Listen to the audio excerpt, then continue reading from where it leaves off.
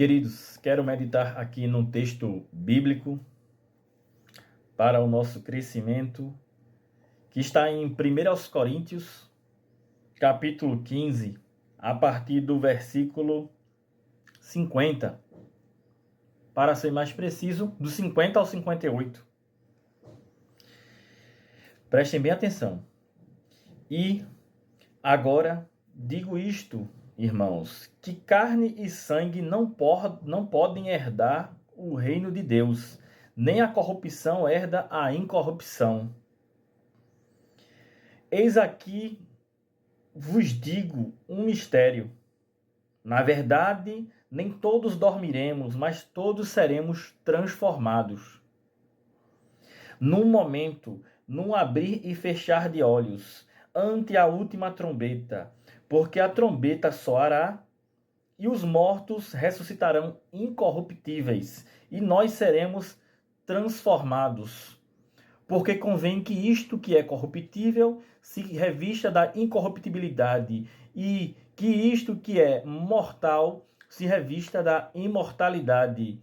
E quando isto que é corruptível se revestir da incorruptibilidade, e isto que é mortal se revestir da imortalidade, então cumprir-se-á a palavra que está escrita: tragada foi a morte na vitória.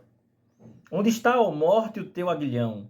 Onde está, ó inferno, a tua vitória? Ora, o aguilhão da morte é o pecado, e a força do pecado é a lei. Mas graças a Deus que nos dá a vitória por nosso Senhor Jesus Cristo. Portanto, meus amados irmãos, sede firmes e constantes, sempre abundantes na obra do Senhor, sabendo que o vosso trabalho não é vão no Senhor. Amém? Essa palavra é muito profunda e eu não quero aqui direcionar para doutrinas. Esse não é o meu objetivo. Quando é que vai acontecer? Uns falam de arrebatamento, pré-tribulacionismo, pós-tribulacionismo, midi-tribulacionismo. Não quero falar disso. Eu quero falar deste momento e comparar com o tempo de hoje. Ou seja, o apóstolo Paulo aqui, no versículo 50, ele já diz: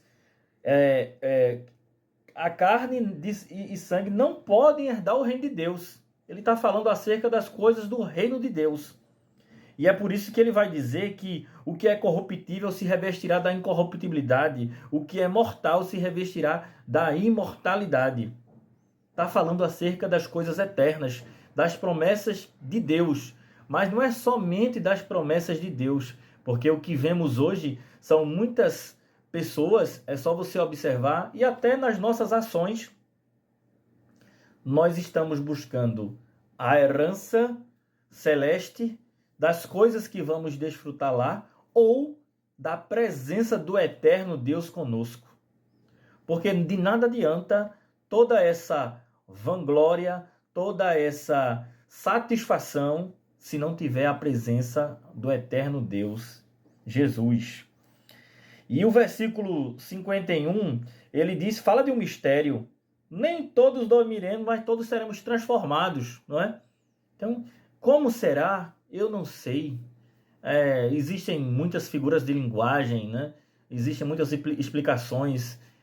Cada um acredita da forma que interpreta, mas eu não quero discorrer sobre isso. Ele diz que no momento, e no abrir e fechar de olhos, ante a última trombeta, aí ele fala, os mortos ressuscitarão incorruptíveis e nós seremos transformados, os que estão vivos, né? E os que estão mortos ressuscitarão incorruptíveis. É coisa miraculosa, é coisa de Deus mesmo.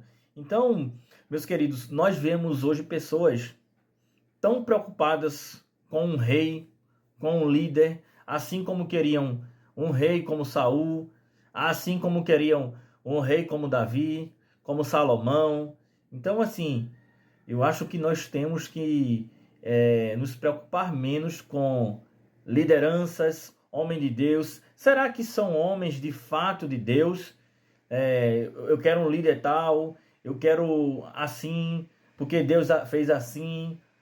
A preocupação é muito grande com sinais, com maravilhas, mas Paulo está falando aqui acerca da eternidade, quando ele diz no 53, e o que eu já tinha mencionado, né? O que é corruptível se revestirá da incorruptibilidade. Ele está falando dessa nossa carne aqui, do nosso sangue, porque nós somos, é uma coisa que nós temos que entender. Nós somos pecadores. E pela misericórdia e graça de Deus, aprove a Ele, pelo seu muito amor, Ele nos trazer para próximo dele, pelo sacrifício de Jesus Cristo. Então, o sacrifício de Cristo foi um preço muito alto, preço de sangue, mas foi um único sacrifício. Se você ler a carta aos Hebreus, ela é maravilhosa, que ela discorre bem acerca disso. Ela explica o sacrifício na antiga aliança e o sacrifício na nova aliança. Antigamente os sacerdotes, eles faziam sacrifício uma vez no ano, ou seja, uma pessoa, um sacerdote que é muitos acham o sacerdote algo miraculoso, algo muito espiritual, mas são feitos de carne e sangue, então são corruptíveis. Mas, na verdade, como diz lá em Colossenses, acho que é o capítulo 3, do versículo 14 ao 17, se não me falha a memória, mas ele fala que tudo aquilo é sombra do que havia de vir, Cristo.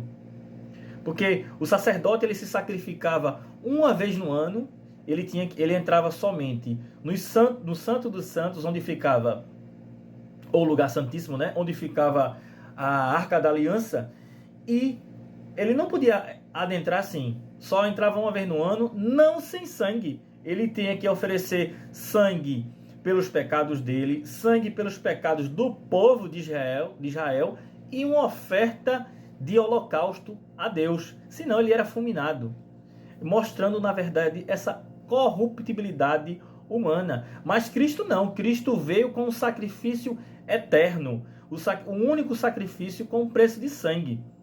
Então é isso que nós temos que nos focar, nos concentrar. Aquele que é o caminho, que é a verdade e que é a vida. E que ninguém vem ao Pai senão por Ele.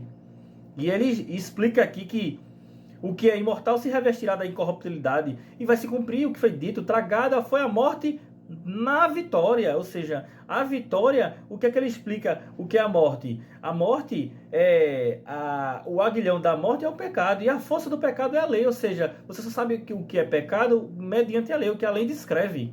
Entende? Mas a graça de Deus que nos dá a vitória por nosso Senhor, ou seja, por intermédio de Jesus Cristo. Ele é o nosso intermediador entre Deus e os homens. Ele, o sacrifício dele.